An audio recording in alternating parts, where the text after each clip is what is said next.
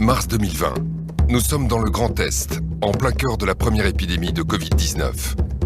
Les professionnels de la santé de la région vivent un véritable cauchemar. Jean-Jacques Herbstein, médecin généraliste et auteur du livre « Je ne pouvais pas les laisser mourir », a été en première ligne.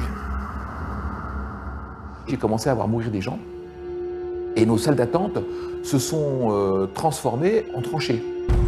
On a vu monter en puissance l'épidémie et on a vu mourir nos premiers patients. Enfin, moi, j'ai vu mourir mes premiers patients en respectant scrupuleusement la doxa gouvernementale, ce qui est devenu, après, de manière un peu ironique et un peu cynique, la règle des 4D, Doliprane, dodo, domicile, décès. On ne peut pas commencer à laisser mourir les gens sans bouger le petit doigt. On est quand même des généralistes. Ça fait 25 ans que je suis installé, ça fait 25 ans que mes patients me font confiance. Je ne peux pas non plus leur dire « restez chez vous et attendez que ça se passe ». Une nuit, l'après-midi, j'ai vu une patiente, une jeune patiente de 40 ans, qui avait les symptômes du Covid. Alors moi, j'ai fait le réflexe « restez chez vous, ça va pas mieux, vous m'appelez, blablabla, blablabla ». Elle m'a chopé sur Messenger en disant « je vais pas bien ». Il était minuit. J'ai dit qu'est-ce qui se passe? Écoutez, j'ai du mal à respirer. Je lui ai demandé de compter sa fréquence respiratoire, qui était au-dessus de 30.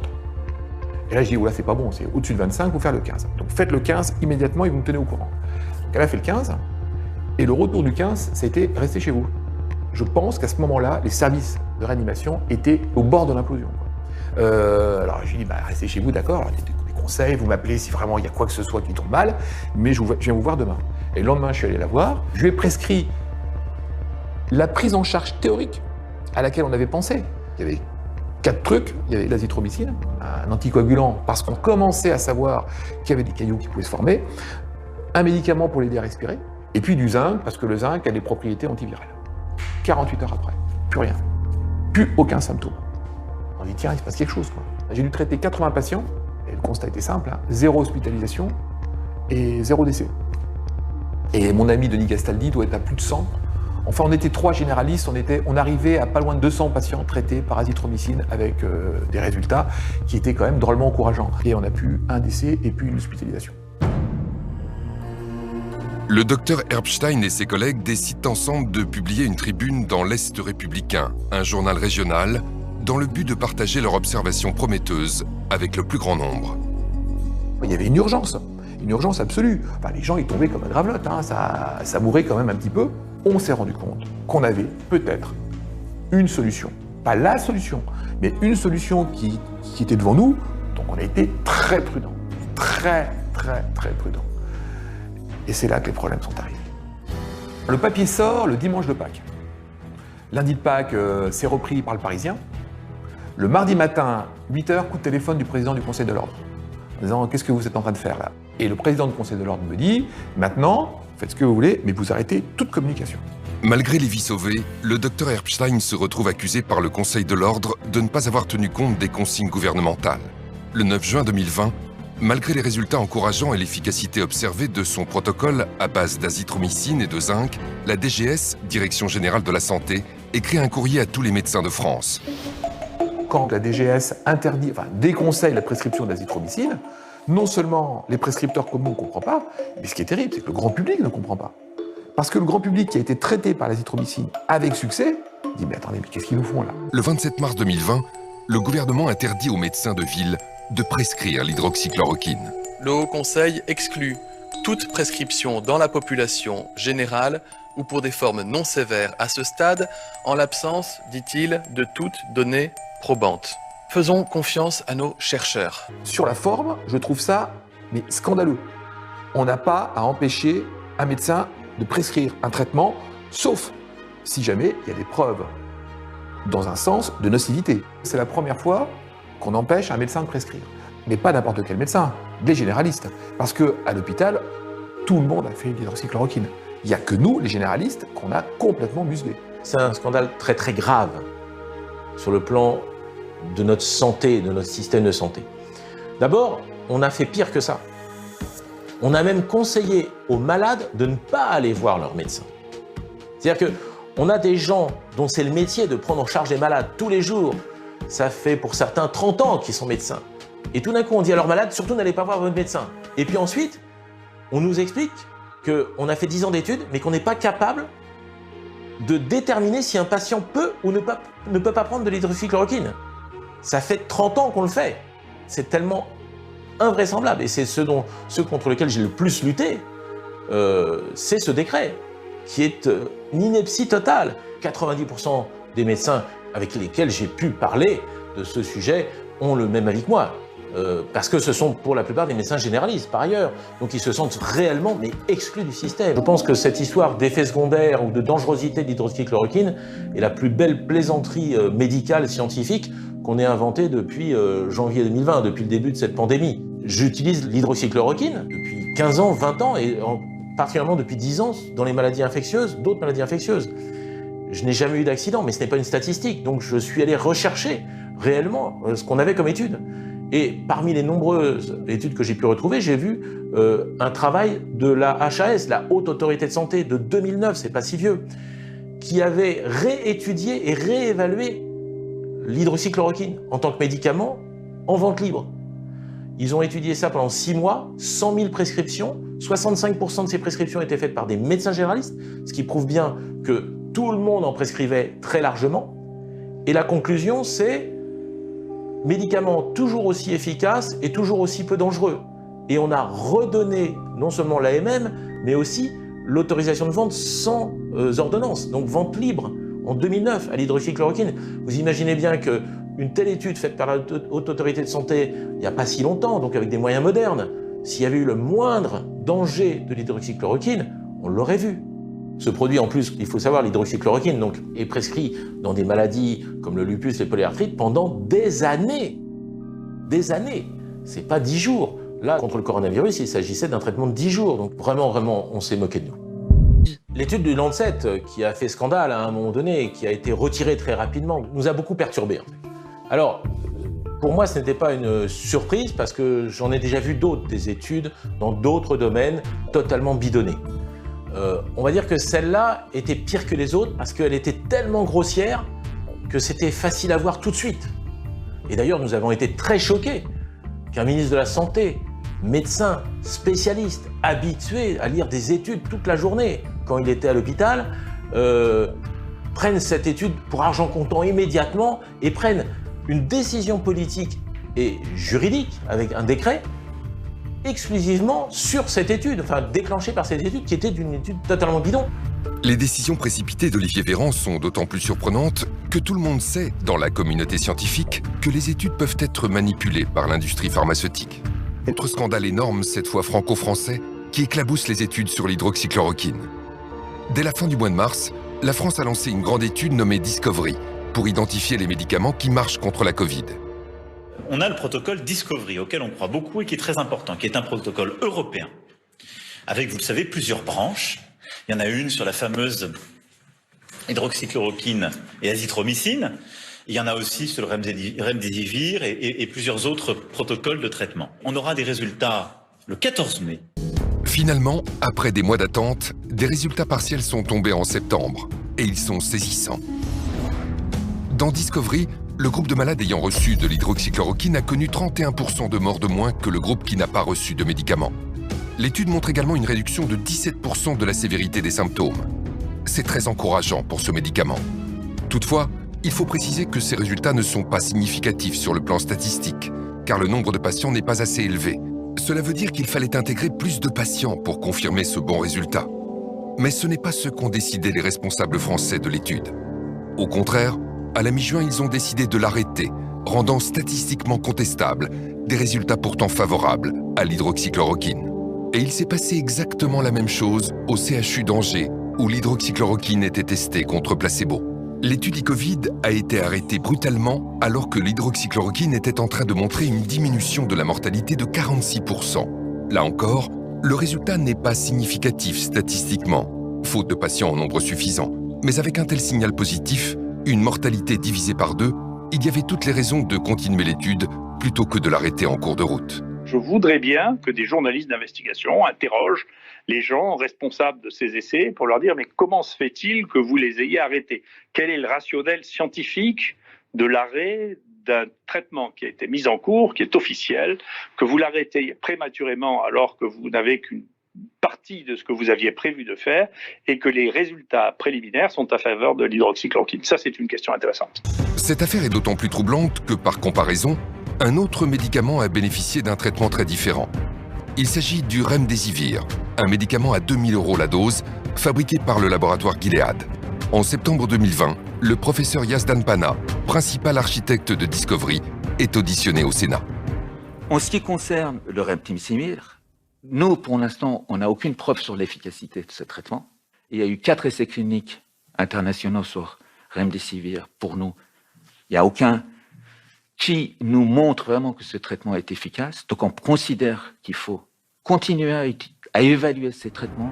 Malgré l'accumulation d'études défavorables, le professeur Yazdan Pana veut donc continuer l'essai Discovery sur le Remdesivir, alors qu'il a été décidé d'arrêter l'essai sur l'hydroxychloroquine au moment où elle semblait diminuer la mortalité de 31%. Alors pourquoi un tel 2 poids 2 mesures ?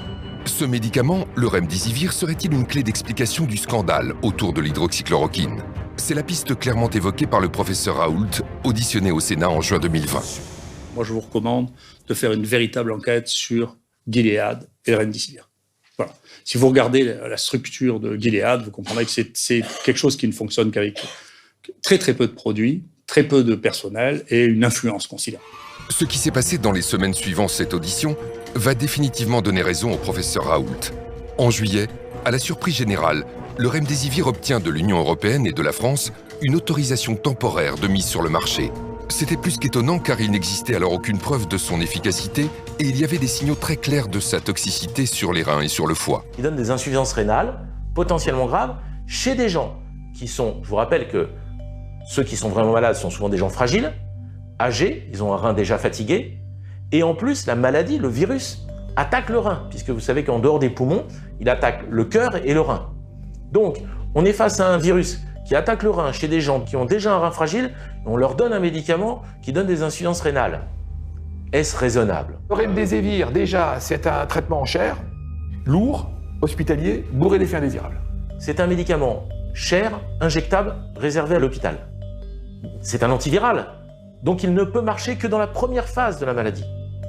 Quand vous êtes hospitalisé et que vous commencez à être en soins intensifs ou au moins sous oxygène et commencez à avoir des insuffisances respiratoires, c'est fini, il ne marche plus. Il faut le donner beaucoup plus tôt, comme l'hydroxychloroquine. Sauf qu'on ne l'a pas en ville puisque c'est un médicament hospitalier. Donc c'est doublement absurde parce qu'on met en avant un médicament qui est à usage exclusivement hospitalier pour des malades qu'il faut traiter avant qu'ils arrivent à l'hôpital. En face, vous avez l'hydroxychloroquine. L'hydroxychloroquine, on la connaît depuis 30 ans. On connaît tous ses effets secondaires, on n'a aucune inconnue sur cette molécule, et elle coûte 4 €. Vous êtes ministre de la Santé, vous décidez d'essayer lequel ? Celui que vous ne connaissez pas, qui vaut entre 2 000 et 4 000 €, celui que vous connaissez parfaitement et qui vaut 4 €. Voilà ce que je pense du Remdesivir. Quand l'ANSM a accordé au Remdesivir l'autorisation donc de provisoire de mise sur le marché, une ATU, eh bien, 2 jours plus tard, le Haut Conseil de santé publique, lui, au terme de ces débats qui sont publics, et on a les transcriptions, disait que c'était inefficace, cher, et qu'aucune preuve de l'efficacité clinique n'avait été apportée. Donc comment est-ce que l'ANSM a pu accorder une autorisation avec, le texte dit, une présomption forte d'efficacité, là où les experts, 2 jours plus tard, diront que c'est notoirement inefficace. C'est particulièrement choquant parce qu'au même moment, l'Agence du médicament a refusé à nouveau d'autoriser l'hydroxychloroquine en France. L'Agence du médicament refuse au professeur Raoult une recommandation temporaire d'utilisation de la chloroquine en disant « Écoutez, on ne peut pas, professeur, parce que, vous comprenez, 1, ça ne marche pas, 2, c'est dangereux. C'est même très dangereux, la chloroquine. » Sauf que cette même agence du médicament avait 2 mois auparavant, 3 mois auparavant, au mois de juillet, accordé une autorisation, cette fois-ci temporaire d'utilisation, au Remdesivir, qui, lui, était notoirement inefficace, et je vais y venir, et effectivement spécialement dangereux. Qu'est-ce que ça cache? Qu'est-ce que ça cache? Tous les scandales de santé publique commencent comme ça. Ce refus d'autoriser l'hydroxychloroquine est d'autant plus choquant qu'à la fin du mois d'octobre, les preuves scientifiques sont désormais massivement favorables à ce traitement. Sur 136 études réalisées sur ce médicament, les 3/4 concluent à son efficacité contre la Covid-19. Et quand l'hydroxychloroquine est donnée suffisamment tôt, comme le recommande le professeur Raoult, elle montre une efficacité dans 100% des études publiées. C'est pour cela que de très nombreux pays utilisent et recommandent ce médicament dans le monde entier. À l'automne 2020, 3 des plus grandes nations de la médecine recommandent officiellement l'hydroxychloroquine. La Chine, qui a inclus la chloroquine dans sa liste officielle des médicaments contre la Covid. La Russie, qui recommande l'hydroxychloroquine en traitement précoce. Et l'Inde, qui la recommande aussi à la fois en prévention et en traitement de la Covid-19.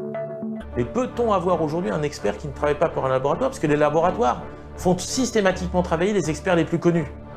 On a beaucoup critiqué les experts qui ont reçu de l'argent des laboratoires, de Gilead entre autres, mais de tous.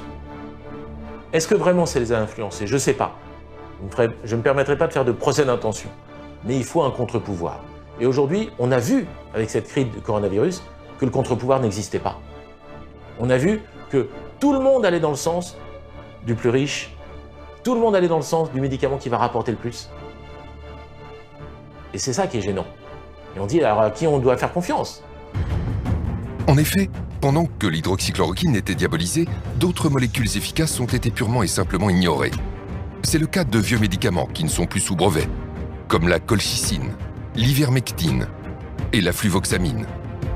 Tous les 3 ont fait la preuve de leur efficacité contre la Covid-19 dans des études contrôlées contre placebo, et pourtant les autorités et les médias restent silencieux, comme s'il n'y avait pas de place dans notre système médical pour les molécules qui ne rapportent plus rien au laboratoire. Parmi les victimes de ce modèle économique, il n'y a pas que les vieux médicaments génériqués. Il y a aussi et surtout les molécules naturelles, comme les vitamines, les minéraux ou les plantes médicinales, dont l'efficacité peut pourtant être extraordinaire, sans le moindre effet indésirable. C'est le cas en particulier de la vitamine D, considérée par de nombreux scientifiques comme la vitamine de la décennie. Peu coûteuse, facile à prendre et sans effet secondaire, la vitamine D est au cœur de plus d'une quarantaine d'études scientifiques concluant à des résultats si spectaculaires pour lutter contre la Covid qu'on pourrait ne pas le croire.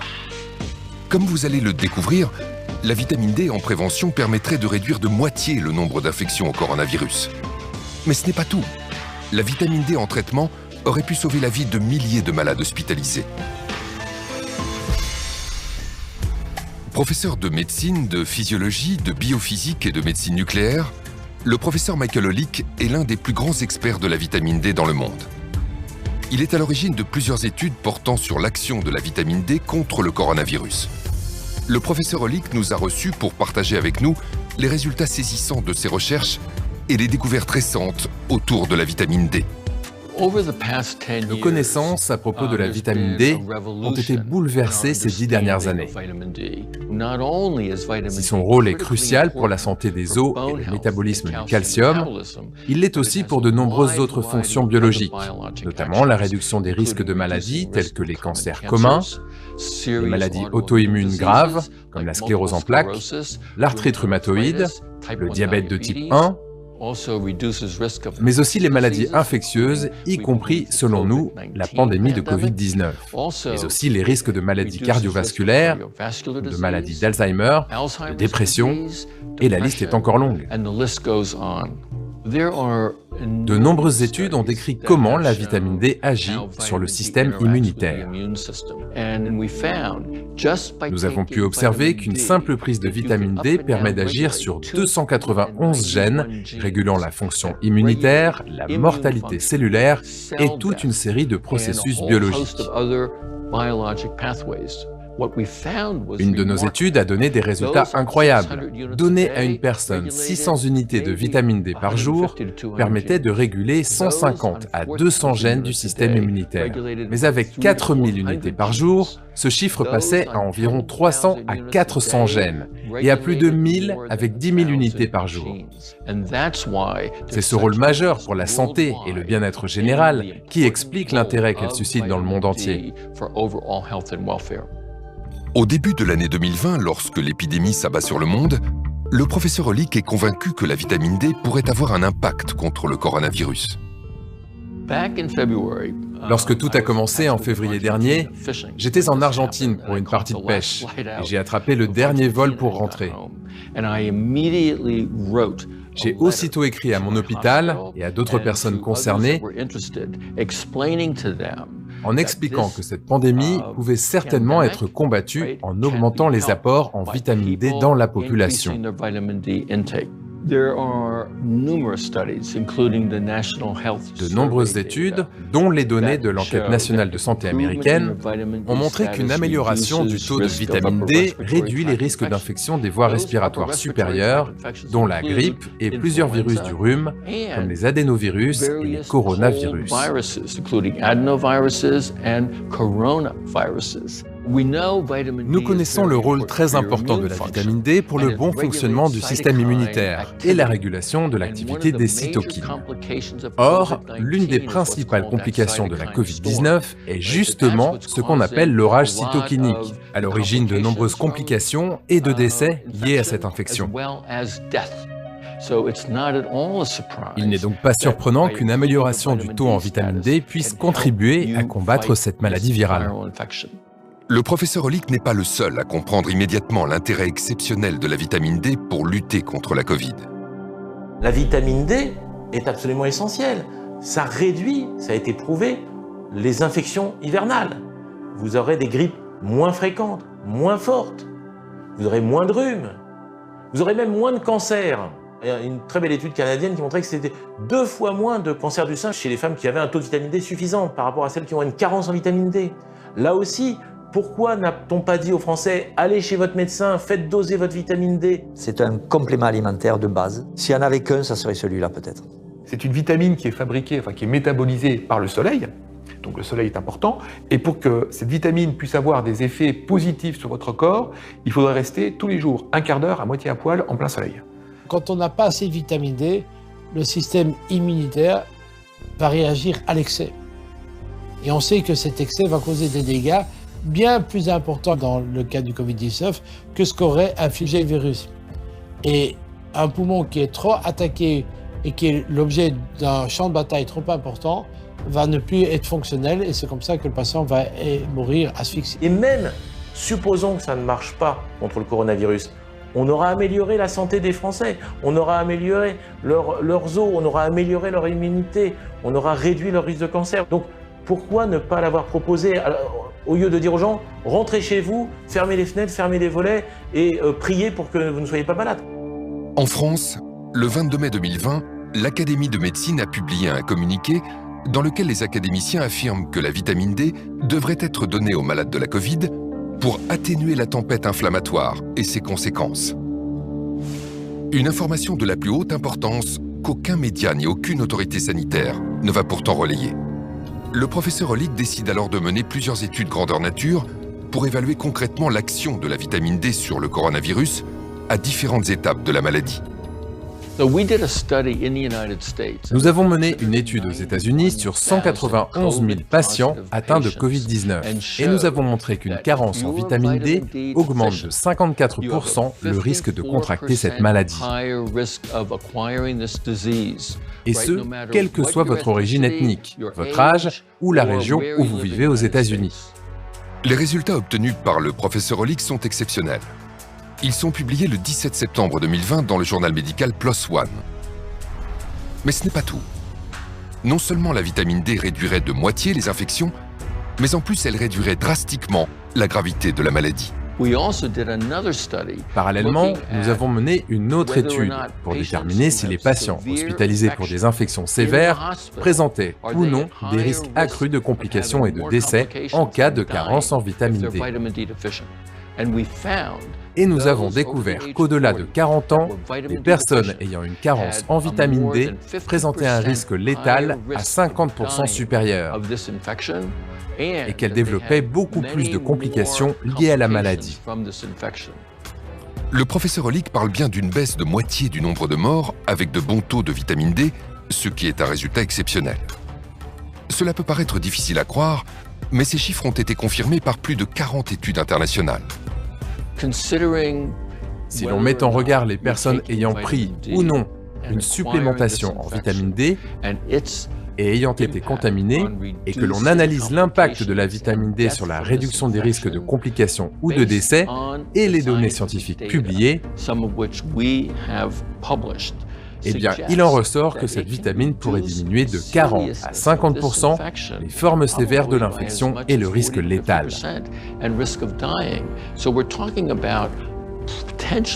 Je pense qu'on parle potentiellement de centaines ou de milliers de personnes qui auraient pu éviter l'hospitalisation, effectuer des séjours moins longs à l'hôpital et surtout éviter la complication ultime, à savoir la mort.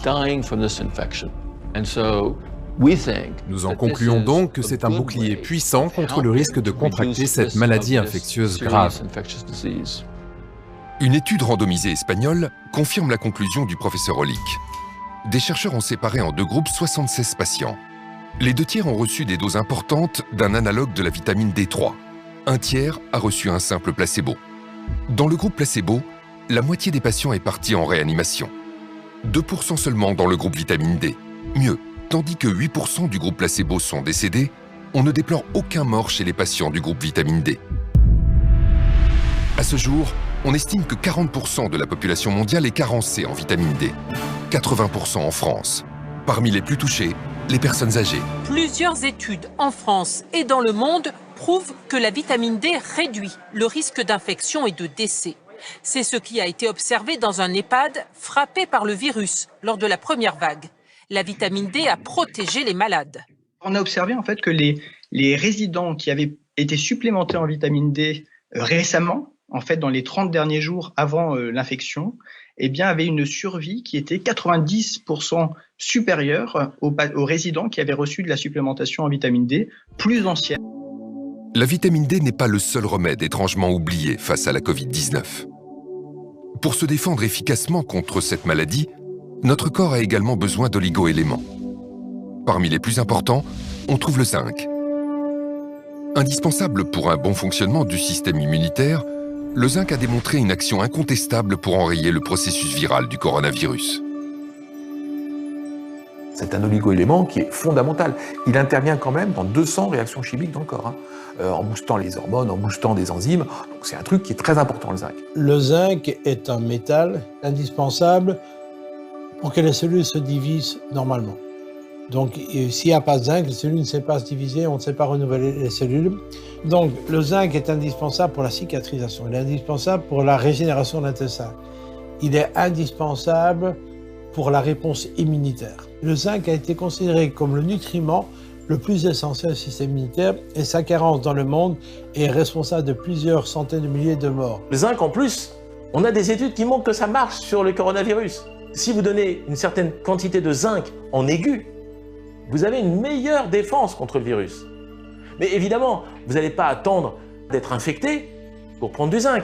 Mais vous avez des dizaines d'études sur l'intérêt du zinc comme stimulant immunitaire pour réduire le risque d'infection virale. Alors non seulement ça réduit le risque d'infection, mais ça réduit surtout la gravité des infections.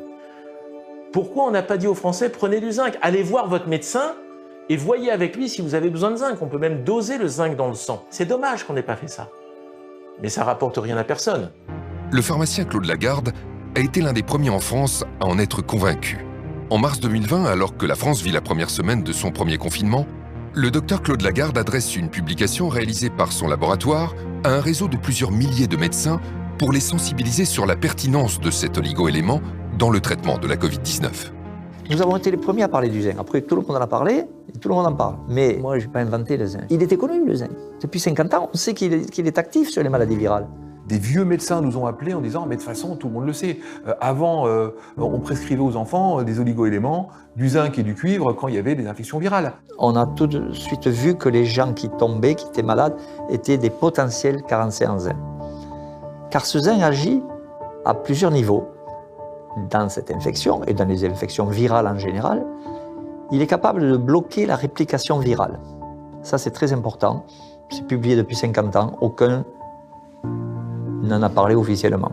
Ensuite, il agit dans l'immunité. Il a un intérêt majeur aussi, c'est qu'il va probablement jouer un rôle dans la pénétration du virus dans la cellule. Il peut bloquer à ce niveau déjà la pénétration du virus. Dès que le virus est rentré dans l'organisme, il va créer des petites blessures dans le poumon. Il rentre par les voies respiratoires dans le poumon. Et il va créer des petites fissures, des blessures. Et si on a suffisamment de zinc dans nos cellules de proximité, on va cicatriser, on va enrayer le processus en plus, puisqu'on bloque la réplication virale, et ça se termine. On a démontré que le zinc interfère avec la division du virus. Donc pour moi, le zinc devrait faire partie majeure de la stratégie de prévention et de traitement du Covid. Dans plusieurs schémas thérapeutiques qui intégraient l'azithromycine et l'hydroxychloroquine, on a remis le zinc qui est en fait l'élément clé. Constat pour le docteur Cardillo à Los Angeles, qui est intervenu sur la chaîne américaine ABC pour confirmer que le traitement à base d'hydroxychloroquine ne fonctionne de façon optimale qu'avec du zinc.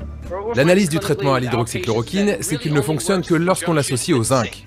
L'hydroxychloroquine ouvre la voie au zinc, qui pénètre dans la cellule, puis bloque la réplication du virus. Vous prescrivez donc le zinc et il est efficace pour les malades de la Covid-19 ? Chaque patient à qui je l'ai prescrit était à la base très malade et au bout de 8 à 12 heures, il n'avait plus aucun symptôme.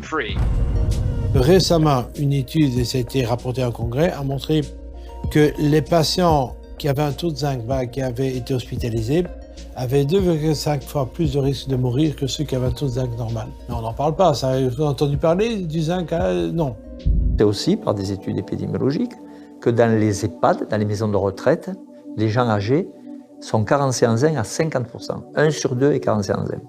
Parce qu'ils mangent peut-être un peu moins bien, qu'ils assimilent moins bien au niveau intestinal.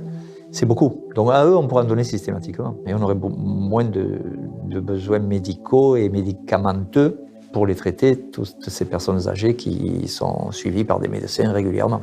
C'est très facile de donner du zinc, même presque gratuitement dans les maisons de retraite. On n'en parle pas, je ne sais pas pourquoi. On préfère vendre des médicaments chimiques très chers.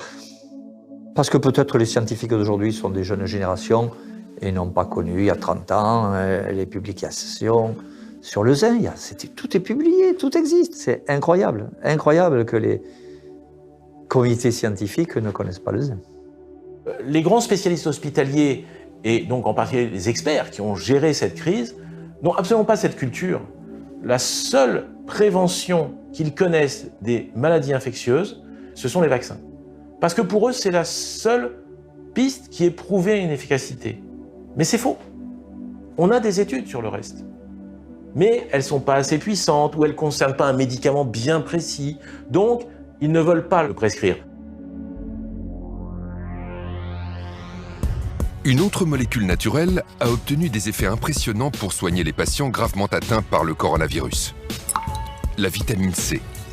Les injections de vitamine C ont démontré, études scientifiques à l'appui, une réelle efficacité contre les infections respiratoires et sur les patients victimes de septicémie. Vous allez comprendre pourquoi de plus en plus de médecins sont convaincus que les patients hospitalisés pour le coronavirus devraient recevoir immédiatement des injections de vitamine C.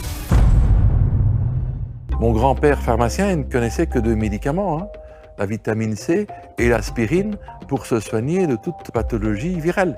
La vitamine C se devrait d'être remise à l'honneur. La vitamine C, c'est un élément qu'on connaît depuis peut-être un siècle comme stimulant immunitaire. 1 gramme, 2 grammes de vitamine C, déjà, on sait que ça a une action sur notre immunité. Et la vitamine C, elle a un avantage. Vous ne pouvez jamais faire d'excès. Vous ne pouvez jamais avoir un effet secondaire parce que vous avez pris trop de vitamine C. Parce que c'est une vitamine qu'on appelle hydrosoluble. Donc si vous en prenez trop, elle va repasser dans les urines, c'est pas grave, vous risquez rien. Mais pendant qu'elle passe dans le corps, elle agit. Et donc les fortes doses de vitamine C pourraient être efficaces. Chez un patient qui est complètement diminué en antioxydants, la vitamine C va très rapidement éteindre les incendies. C'est un antioxydant puissant. Elle protège tout ce qui est la phase aqueuse du corps, donc l'intérieur des cellules. Donc cette vitamine C est une barrière et un protecteur majeur des cellules contre les attaques des oxydants. Et également, les globules blancs en ont besoin pour ne pas exploser quand ils arrivent sur le champ de bataille. Dans certaines maladies, la vitamine C nécessite d'être apportée à forte dose. Il n'est pas très facile de prendre par la bouche de fortes doses. Et on a depuis longtemps déjà imaginé la possibilité d'injecter la vitamine C, ce qui va booster l'organisme. Face au coronavirus, les injections à haute dose de vitamine C auraient peut-être pu sauver la vie de nombreuses personnes gravement atteintes. Ce traitement bon marché et sans aucun danger n'a pour autant trouvé aucun écho dans les médias. Le docteur Pierre Corry est spécialiste de la médecine de soins intensifs aux États-Unis. Il appartient à un groupe constitué de 5 experts, tous rassemblés autour du professeur Marik, l'un des pionniers de l'utilisation de la vitamine C en injection. Le docteur Corey nous a reçus chez lui à Madison, dans le Wisconsin, pour nous raconter comment il a découvert ce traitement et pour partager avec nous les incroyables résultats des injections de vitamine C sur des patients admis en soins intensifs pour le coronavirus, et cela dans l'indifférence générale des autorités sanitaires. Le travail que j'ai fait avec la vitamine C, ou ce que j'appelle l'acide ascorbique, est basé sur la découverte qu'a faite mon ami et collègue le docteur Paul Marik. Des études déjà publiées avaient montré que des doses élevées d'acide ascorbique en intraveineuse seraient très bénéfiques pour traiter les patients atteints de choc septique. Il a essayé sur 2 patients extrêmement malades qui s'étaient présentés à son hôpital et il a décrit que leur état physiologique s'était amélioré de façon très soudaine et abrupte. Cela l'a donc fortement intéressé et il a mené une étude dans laquelle il a traité la 50aine de patients suivants qu'il a reçus qui souffraient d'infections sévères et il a remarqué à chaque fois que ces patients se rétablissaient du jour au lendemain. Il a donc publié son expérience avec ces 50 patients en la comparant avec les 50 patients qu'il avait traités avant eux, sans utiliser la vitamine C en intraveineuse. Et ce qu'il a montré, c'était une diminution spectaculaire du taux de mortalité.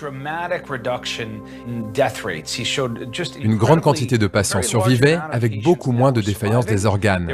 Ils n'avaient pas d'insuffisance rénale, ils n'avaient pas besoin de dialyse. Je n'avais jamais entendu parler d'un médicament capable d'améliorer le taux de survie des patients de façon aussi significative. Impressionné par les résultats obtenus par le docteur Marik, Pierre Corey décide d'appliquer son protocole. J'ai essayé cela sur un patient qui venait d'arriver dans mon unité de soins intensifs. Il était extrêmement malade, c'était un patient qui n'avait aucun système immunitaire. Comme il était en train de recevoir une transplantation de la moelle osseuse, il avait terminé toutes ses séances de chimiothérapie, il n'avait plus aucun globule blanc et son état se détériorait rapidement. Ce que j'ai vu avec cet homme, c'est qu'en l'espace de 2 ou 3 heures, son état s'est stabilisé. Et au bout de 6 heures environ, ses reins se sont remis à fonctionner, sa tension artérielle s'est normalisée, son état mental s'est amélioré, il a pu parler plus clairement. Quand je suis rentré chez moi ce soir-là, je n'arrêtais pas de penser à lui et à la puissance de ses réactions au traitement.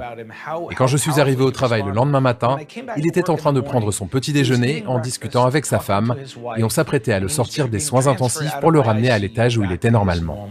Et depuis ce moment-là, j'ai réalisé beaucoup de travaux dans ce domaine. J'ai mené ma propre étude et je dirais que ce que mon étude ajoute aux publications existantes, ce que j'ai découvert en utilisant cette approche dans mon propre service de soins intensifs, c'est que les effets de la vitamine C en intraveineuse et les réponses qu'elle produit dépendent entièrement du moment où elle est administrée. Il faut l'administrer très rapidement après l'arrivée du choc septique, de préférence aux urgences ou très tôt dans l'unité de soins intensifs. Fort des résultats spectaculaires obtenus avec la vitamine C sur des patients victimes d'un choc septique, les docteurs Paul Marik et Pierre Corey vont appliquer leur protocole sur des malades atteints de la Covid-19. Les résultats obtenus confirment leurs prévisions.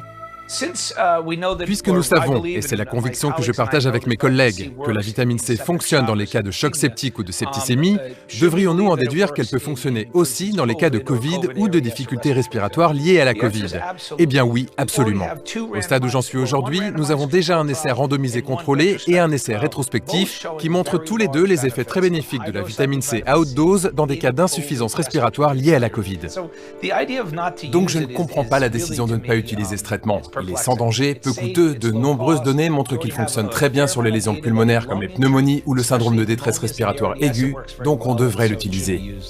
L'efficacité des injections de vitamine C est observée aux 4 coins du monde. Pourtant, aussi incroyable que cela puisse paraître, certains médecins snobent ce puissant outil thérapeutique. Selon un article, on a estimé qu'entre 15 et 20% des médecins aux soins intensifs l'utilisaient. Pourquoi n'y en a-t-il pas plus? C'est une question à laquelle j'ai beaucoup réfléchi et à mon avis, il y a peut-être 3 raisons à cela.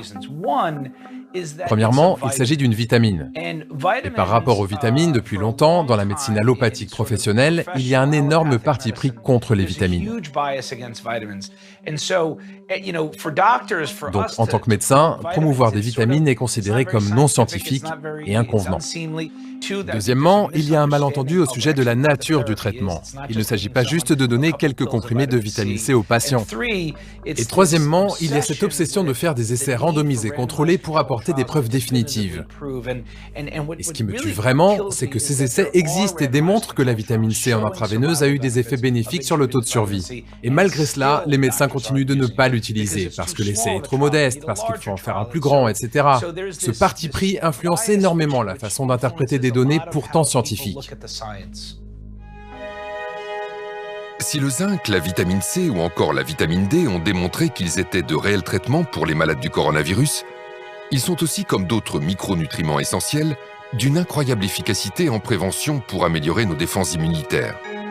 Car plus notre terrain est solide, moins le virus est dangereux. J'ai toujours aimé la formule de Béchamp, le microbe n'est rien, le terrain est tout. Il n'y a pas un exemple plus beau que la Covid-19 pour illustrer cette phrase. Parce que vous vous rendez compte quand même que le même virus va, chez certains, donner rien, aucun symptôme. Les gens font l'infection sans strictement aucun symptôme, ils ne le savent pas, et d'autres meurent. C'est le même virus. Donc on ne peut pas dire que la gravité est liée au virus. C'est pas possible, puisque si la gravité était liée au virus, tout le monde aurait une maladie grave. Vous voyez, je veux dire, plus ou moins, bien sûr, mais là, ça va de rien à la mort pour le même virus. Donc c'est bien une histoire de terrain. Le microbe n'est rien, le terrain est tout. Et donc, si on stimulait cette immunité de nos patients, est-ce qu'ils n'auraient pas des chances d'être moins malades? Mais à aucun moment, on a dit aux Français, stimulez votre immunité. L'absence de conseils préventifs est d'autant plus délétère que les confinements et la communication anxiogène des autorités ont impacté le moral de la population.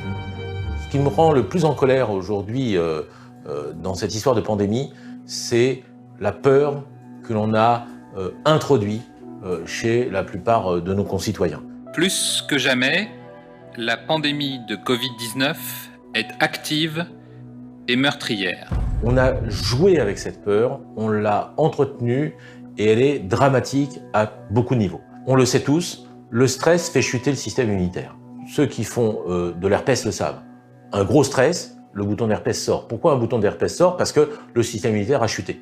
C'est connu de tout le monde, c'est incontestable. Nos défenses naturelles qui ont besoin d'être remontées parce qu'on est en face d'un virus se trouvaient être au contraire amenuisées, affaiblies par, je dirais, la sinistrose, le catastrophisme, la panique qui se retrouve sur toutes les chaînes de télé, dans tous les médias qui ne cherchent qu'à faire du sensationnalisme. On a vu celui que j'appelle le croque-mort officiel de la DGS, le professeur Solomon, qui venait tous les jours égrener ces chiffres quand même. Enfin bon, c'était redoutable la manière dont il balançait ça. Quand on nous donne le nombre de morts, pourquoi ne pas dire ces gens qui meurent, ils étaient hospitalisés depuis 1 mois et demi. Ces gens qui meurent, ils ont tel âge, ils ont telle comorbidité, ils sont très obèses, ou ils ont... En entretenant la peur dans la population, je pense qu'on a au contraire aggravé les risques sanitaires plutôt que le contraire.